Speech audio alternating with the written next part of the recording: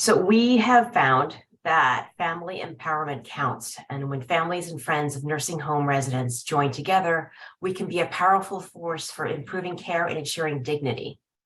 The Long-Term Care Community Coalition is a nonprofit organization dedicated to improving nursing home care, and it provides a range of resources and tools to support resident-centered advocacy.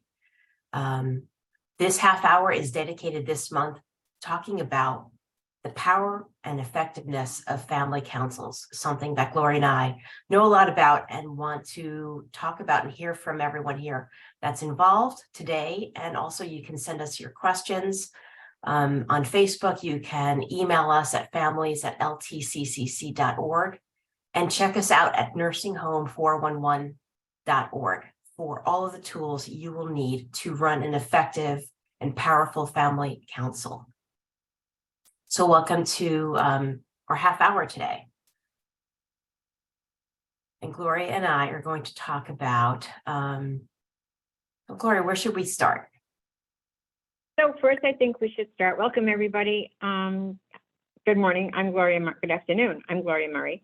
And so I just want to say that our Family Council Empowerment Half Hour is really to focus on helping families develop a family council, maybe talking over any challenges that they're having with starting a family council. We, as the Family Council Empowerment Team, cannot handle individual situations. That is why we work with the Ombudsman and refer you to your Ombudsman program. We had Claudette here a couple of months ago to talk about the Ombudsman. They're the ones that can help you individually with situations. But if you want some, feedback and you want to just, kind of discover what's not and what is happening with your family council, Jenine and I are here.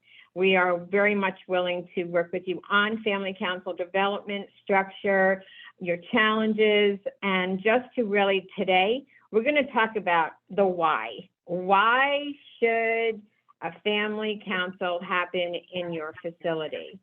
And Jenine, it's okay. I'm just going to kind of start this off. And really, it's for family members to feel free to voice their opinions. And not only that, and their concerns about what's going on in the nursing home. It's also strength in numbers, right? Versus 30 people going to the administrator for the same situation. If 30 of you get together and present what's going on, there's strength in numbers, right? Because what we're all working for, and it's a multifaceted, multi-pronged, multi-level, it's better and good quality care for our residents in the nursing home. That's what we're all about. We want to see that happen. So please, raise your hand if you have a question, if you want to add something to what we're saying. Jenine and I want this to be a very interactive session with you today, so we can hear from you. And if you need our assistance, by all means, give us contact us, call us, email us, either one. But we want to just kind of cover some topics today with you on family council.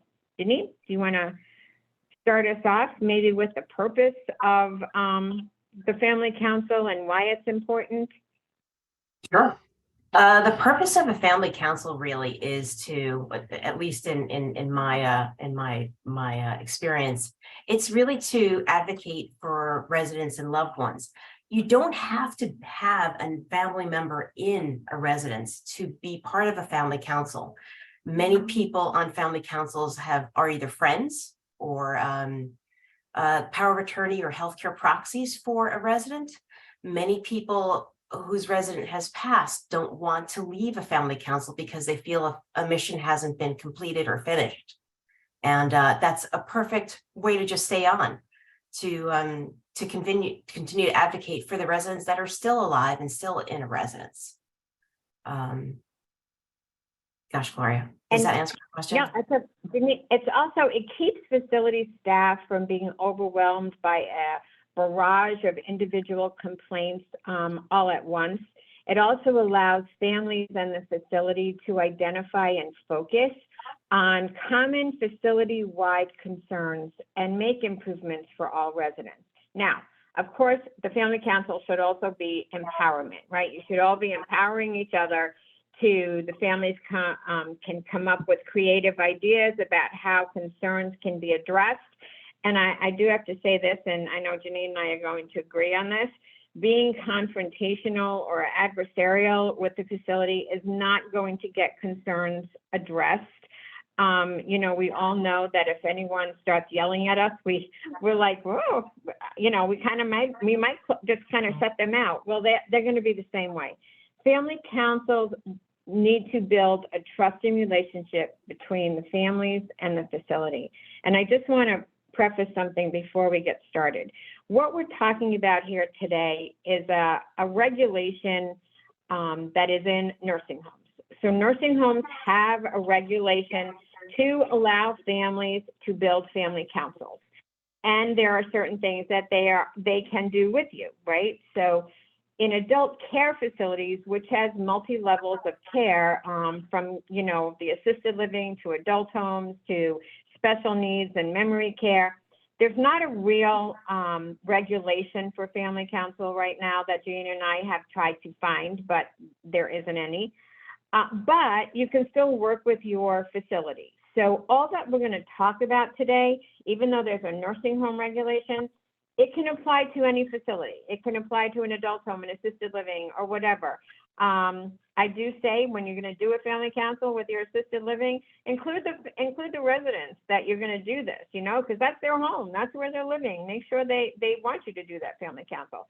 But all of these things are just good practices for family councils. And we want to encourage you to start thinking about a family council if you haven't, and definitely come to Jane and I. So we're just going to keep going on our discussion unless someone would like to add something, just talk about something or anything else. Any questions? Does anyone have any questions you'd like to ask live? We got some in the Q&A actually. Oh, nice. Okay. Okay, in the Q&A, here we go. What have we got? We have 4 questions. Paula, is it Mueller? Sorry, I hope I didn't kill your name. She's got 2 questions. Are family councils free to meet outside of the facility if desired, i.e. a library or Zoom? Excellent question, Paula.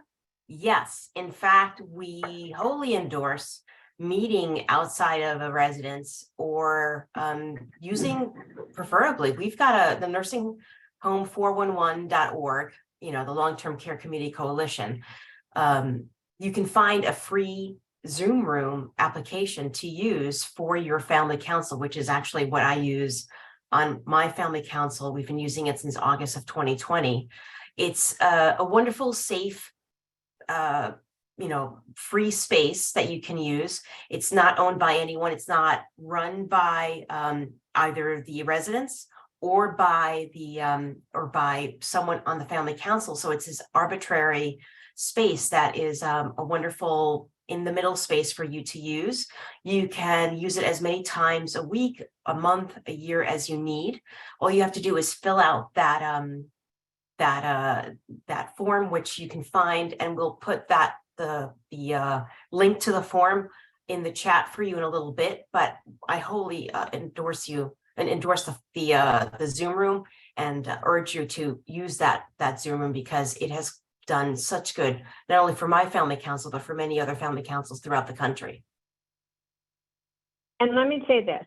Yes, as a family council, listen, you can, as long as you all come together and agree that we're going to meet outside at a library, that's fine. You know, if you want to meet on Zoom, that's fine. Anything you want to do, it's your family council, right? The only thing we're going to talk about today is the strength, your strength in numbers, and the strength in you being together, not to be opposite each other, because the purpose of the family council is to work as one unit. So continuity is important, very, very important, that you plan for long-term stability of the group by putting structure in place, such as simple bylaws, right?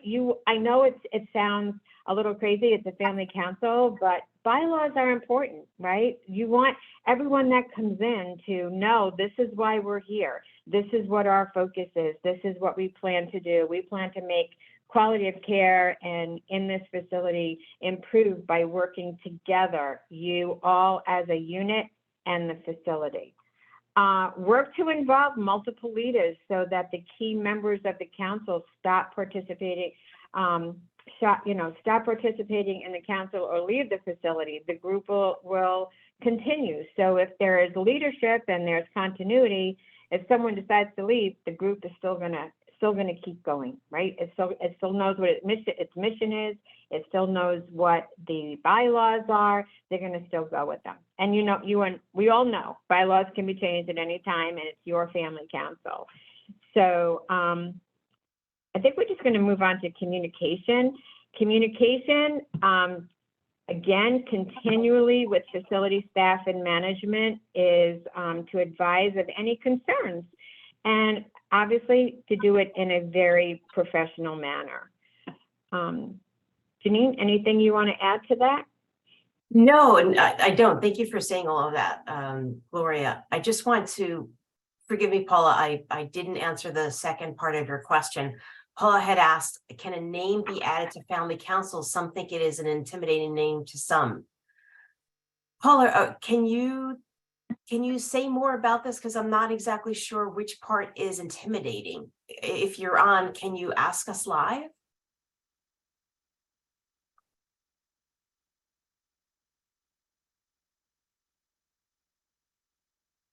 All right, she might not be here. All right, I'm not exactly sure what she means about it being intimidating. The word family and the word council, I find, is a very powerful duo of words. Excuse me, can you hear me now? We can hear you. Oh, Tell us. thank you. I didn't see the unmute, so thank you very much. I was just talking to somebody else who wants to help us, get these family councils going.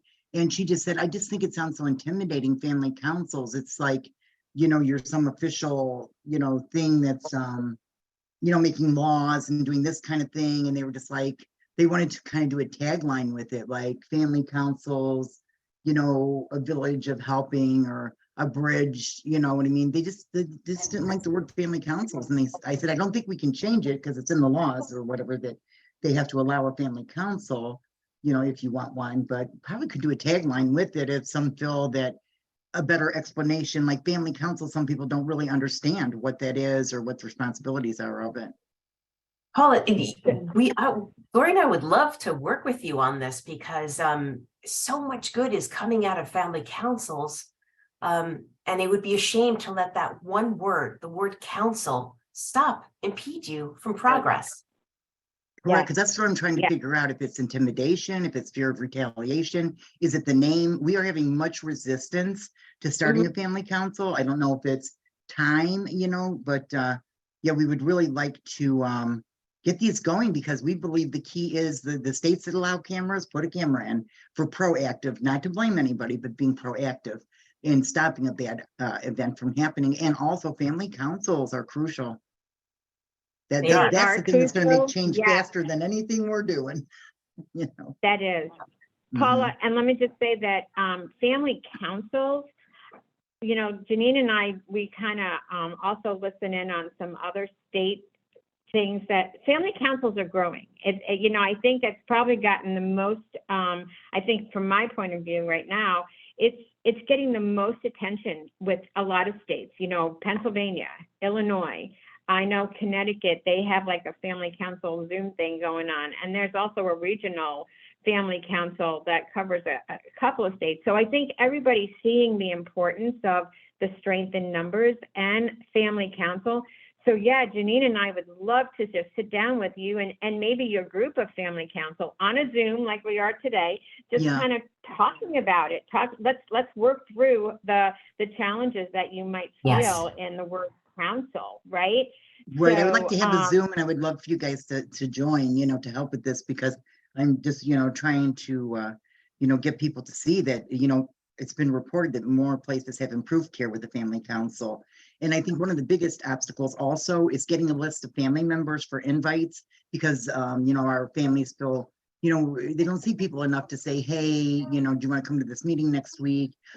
you know, the ombudsmans, I think, have access to those family contacts. So I think we really need to work with the ombudsmans to help us, you know, get out an informational flyer like, hey, here's a session to learn about family councils. But we've blocked a lot of ways. So yeah, I'm really big on family councils this year, and I hope to work together with you guys because I love what you guys do, and I love your templates. They're awesome. So thank you very much for giving me this chance to ask a few questions. I appreciate it. No, you bet, you bet. Now, I know that we have your email address because you registered. Is it okay if we use that email address to communicate with you after our session? Okay. Yes. Gloria and I will email you and set something up because this is actually what we love to do is to build empowerment among families. It can be a very powerful tool. People do not realize how powerful a group of families can be, even a small group. It doesn't matter. It doesn't matter the size of your family council. It just matters that you're all on the same page, and that you realize that everything you do has to be resident centered. In the end, it's all about the residents. It is not about you. Right. As much as you want it to be about you, sometimes it's not. It's about the resident. So we've learned that. I started an advocacy group with one person, so I strongly believe that it takes one person, and then you get two people, and then you plant the seeds and it grows. But I'm considering like offering like donuts and bagels or something to get them there. So I'm working on it. And you can, Paula, you know, again, and that's something that we can talk about because there's so many different ways to recruit families. Sometimes the ombudsman, you know, the ombudsman are on a confidentiality. They are based on confidentiality for a lot of things, and they cannot always hand over information to other families and stuff like that. But your facility, and this is why resident council staying with that, family council staying with that title is important, because under the regulation, the facility has to help you build, right? So they, you know, whether it's allowing you to come in on a Saturday and maybe hang out in the hallway or the lobby and just kind of greet people, or whether it's putting something in their newsletter that they're starting a family council, anything like that. And they can give you a space there if you want it to be in there, right? But the thing too is to start right off from the beginning, no matter how many you have at that initial meeting. Talk about leadership, talk about your bylaws, because as you start growing and adding people, it'll be so much easier to stay focused if you have that leadership and those bylaws in place. I agree with you. And the thing is, we are finding some resistance from the facilities because they are struggling with short staffing right now and so many issues.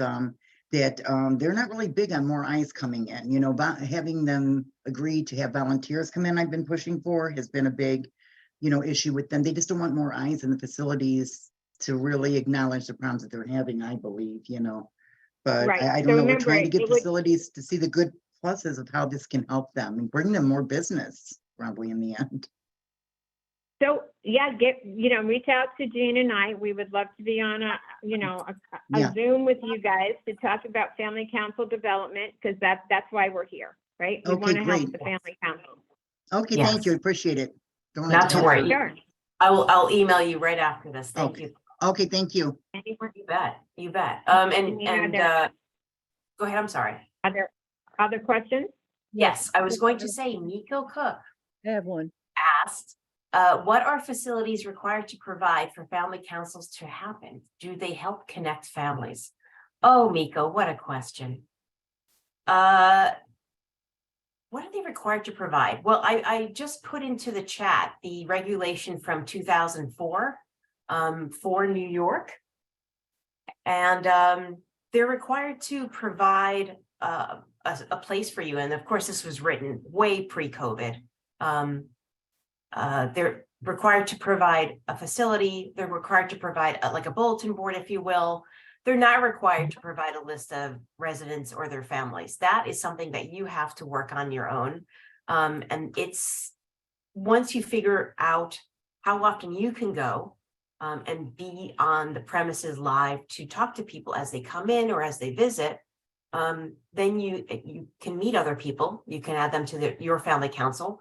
And everyone can add to that. to build a family council, Gloria and I have found, takes everyone on the family council. It should not be relegated just to one person. Everyone can build a family council. Everyone is responsible for adding families to the family council. So it behooves you, it benefits everyone to just say hello to people, especially now that in New York, at least, the mask requirements have stopped, and people can smile at each other. You can say hello, you can greet people, feel comfortable. Stop and say to someone, "Hey there, my name is Jenine. Are you on the family council?" That's actually my line whenever I'm in my father's nursing home. And then I go from there. And what I've also done is the Consumer Voice brochure for family councils, which you can find on the Consumer Voice website, in which I'll add that link to, I can add that link to the chat in a few minutes. Print that out. It's a double-sided family council brochure. It's a fold up. Hand it out. It's simple, beautiful language. It's descriptive. It tells you what a family council is and what it can do, and the steps to build it. And I found it to be a really powerful, quiet piece of literature, because it doesn't talk about anything else but building a family council. It doesn't endorse or insult the residents that you're talking about. It's just about the family council, and therefore about the residents.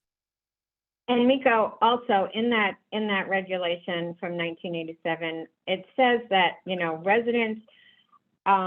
resident's family has the right to meet in the facility with the families of other residents in the facility. It also says that the facility must provide a family group, if one exists, with a private space, okay? And that staff or visitors may attend a meeting at the group's invitation. So it's really putting the family council in charge of the family council, right? So staff can't be there unless you invite them. And the facility must provide a designated staff person responsible for providing assistance if you need it, and responding to written responses that result from group meetings. So that's why you want to have an amicable relationship with them in building this, because you're going to want that one person that you can say, here's one or two things that we'd like to, to find out some information on. Here is some, what's happening with these. And then when a family group exists, the facility must listen to the views and act upon the grievances and recommendations of residents and families concerning proposed policy and operational discussions affecting residents. So there is a guideline, right? There's a family council fact sheet, I believe, on LTCC's fact website, and there is a fact sheet there. So yes, the regulation exists, and that's why, in addressing Paula's question, it's important to keep family council as the family council. Yes. And I think everyone will not get intimidated by it eventually. Yes. Next question. Well, we've got a question from Michelle Rhoda about a family council mission statement, and she very kindly put in the simple but effective and powerful mission statement for our family council, which is: the family council helps to promote positive changes in the quality of life for residents. And that is a simple, effective line. I love that. Yes. Yes. Wherever you can, I always defer to the word our, because it makes it more personal. It also makes it more impactful. Instead of using the word use the word our family council, our residents, because it is about you. You're part of the care team, and it's not an isolated entity. A mission statement can be really powerful. It's not necessary to have, but why not make one? It's a wonderful exercise in drawing everyone who's part of the family council together to cobble one together, to make one up. And everyone has a piece, they can have some ownership in that. And there's creative ways to build your family council.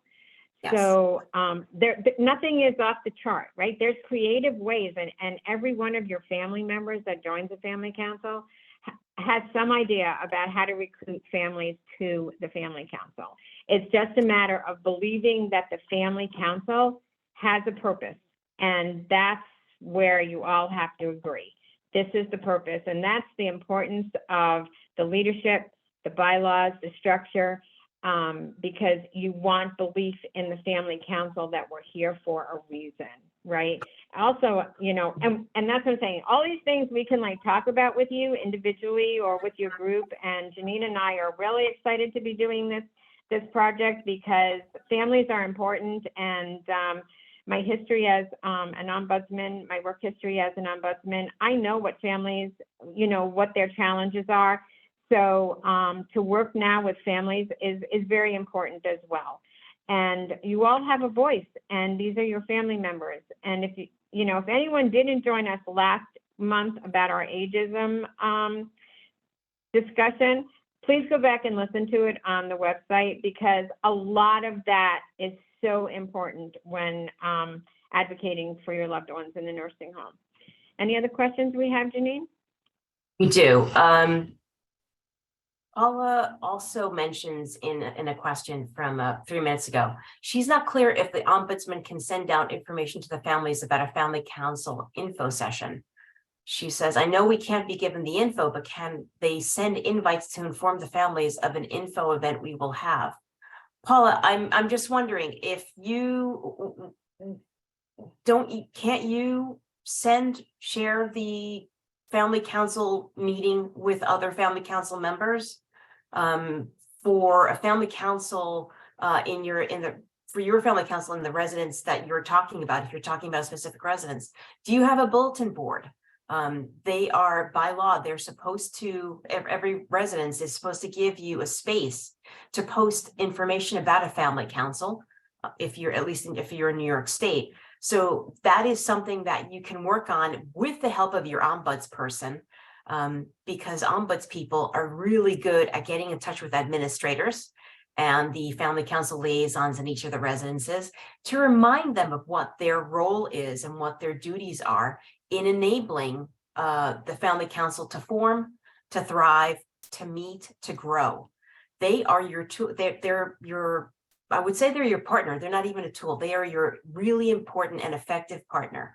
Get in touch with your ombudsperson. I'm saying ombudsperson because some ombuds people are men, some are women. I don't want to leave anyone out, but get in touch with your ombudsperson and enroll them to help you get in touch with the administrator of the residence that you're advocating for, to get your message out and to get as many family members involved. But once again, I can't underscore enough the importance of being on the premises, even if it's 1 day a week, and saying hello to people and telling them about the family council. It's almost like you're selling the family council to family members, and you will not regret that time spent. And Jenine, I just want to also say, that remember, the regulation states that facility has the obligation to put that information out there. So I'm gonna take a little different approach here, and not so much your ombudsman because they're resident centered, but I'm gonna say that work with your facility, go and talk with them and say, you know, we the residents would like to start a family council. Can we have a bulletin board and put up that we are having an informational meeting on such and such a day? See if they will give you a room, a space to meet. Start initially working with them. If you're challenged by them and they're not open to it, please reach out to Jenine and I. Let's talk about it and see how to get that to happen. But the regulation clearly states that this is part of the facilities working with families as well. And I always say, let's start off on a clean slate first and be as open and just ask, you know, we'd like to start a family council. Can we have an informational session, and how can you assist us in helping reaching the families, and see what they say. Okay. I have a question. I'd like to ask, it's on behalf of Sandy in White Plains. She's asking, should administration or social work take the lead to initiate a family council? No, it should be you. It's not an administrator council. It's not a facility council. It's a family council. It's for the families, by the families. And I have to say that I did get that wording from a very good ombudsman colleague that I know. So it is for the families, by the families, right? So and this is why your initial platform of going to the facility first and letting them know that you want to start a family council, and carry the regulation with you, or the fact sheet. Go on LTCC's website and get that fact sheet and carry it with you, and you can refer to it. You don't have to put it in their face, but you can say you are aware of the regulation, and we would appreciate if you can help us develop this family council and put some notices out, and how can we reach the families, and see what they say.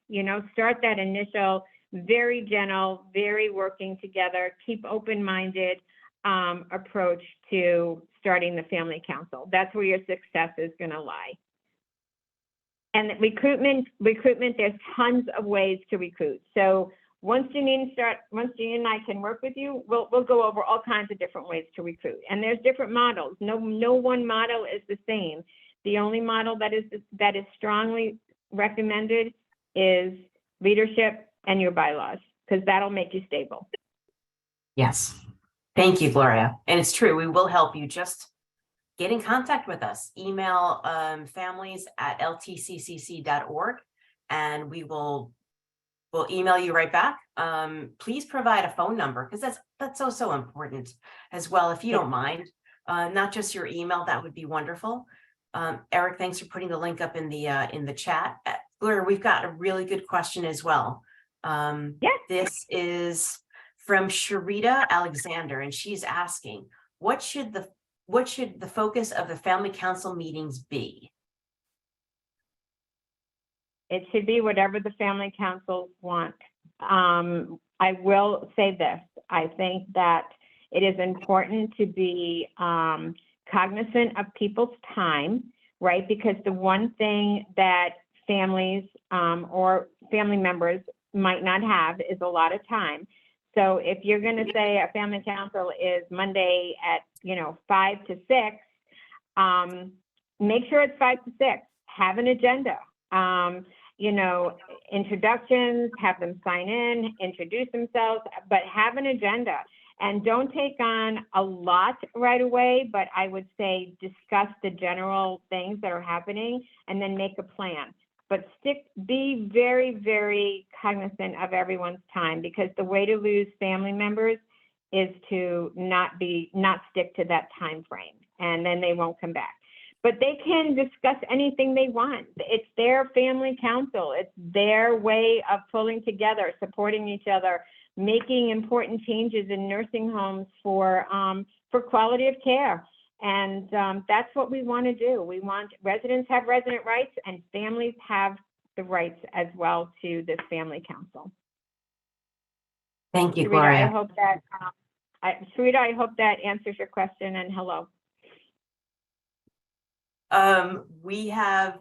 It's at 12:35 now. Does anyone who is present with us right now, who's live, does anyone have a question? I don't see any in the chat. Because we welcome anyone to speak up. Yeah, speak up, unmute yourselves, join our conversation. This is what we want. We want to just discuss family councils because it is important. Yes. I had a comment. I'm an ombudsman in California. And, to the question about having administration or social services be part of the process of starting a family council, the challenge with that is you don't want to muddy the waters. You don't want to confuse people about who this is for and about. And if the facility takes the lead, that could easily happen to where they make it more about supporting them in their efforts rather than supporting the residents in their quality of life. And you, as ombudsman, it's very important that we never create any type of situation where the residents may be concerned that we're aligning ourselves with the facility. Like, we have to be careful not to be overly friendly.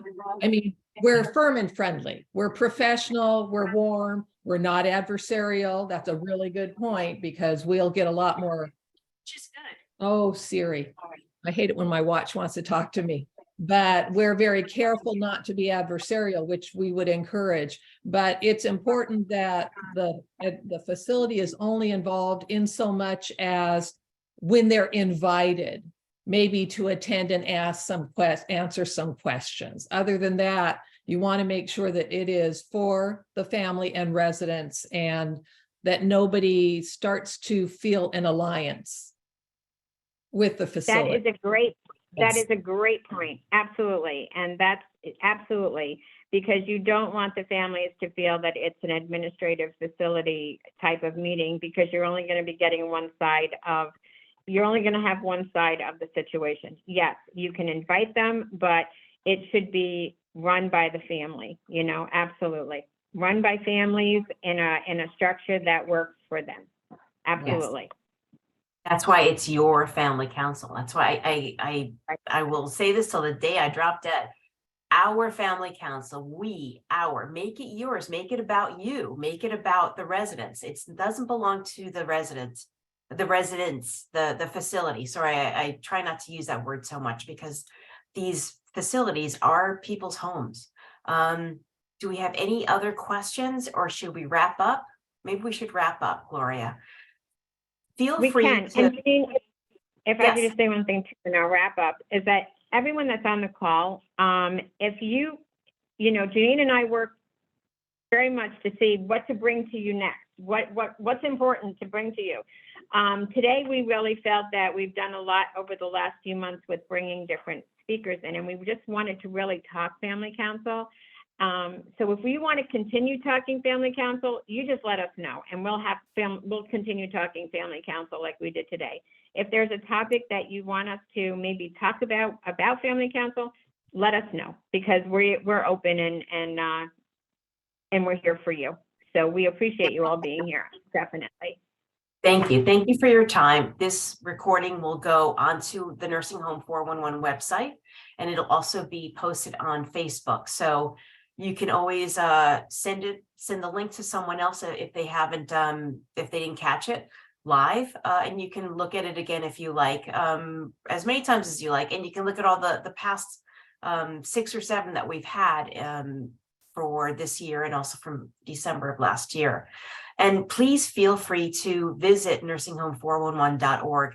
I cannot tell you the amount of fact sheets and helpful tips, legislation, advocacy information that you're going to find there. It is a treasure trove, and it is a nonprofit advocacy group. It's helped me personally. It's helped my family council personally. It's helped a lot of other people that I've met and I've spoken to, but Gloria and I have spoken to throughout the country. So we know that the LTCCC is doing good work, and the power basically lays in your hands. Get involved. It's not a heavy lift. You don't have to give hours and hours of your time. A little bit goes a long way, but people will follow your lead. And the voice is, and the power is in the hands of families and in residents. So take that power. Don't give it to the residents or the facilities. Take it, use it, and advocate for the good of the residents in these long-term care facilities. Thank you so much. Thank you, everybody. Have a great weekend. Thank you.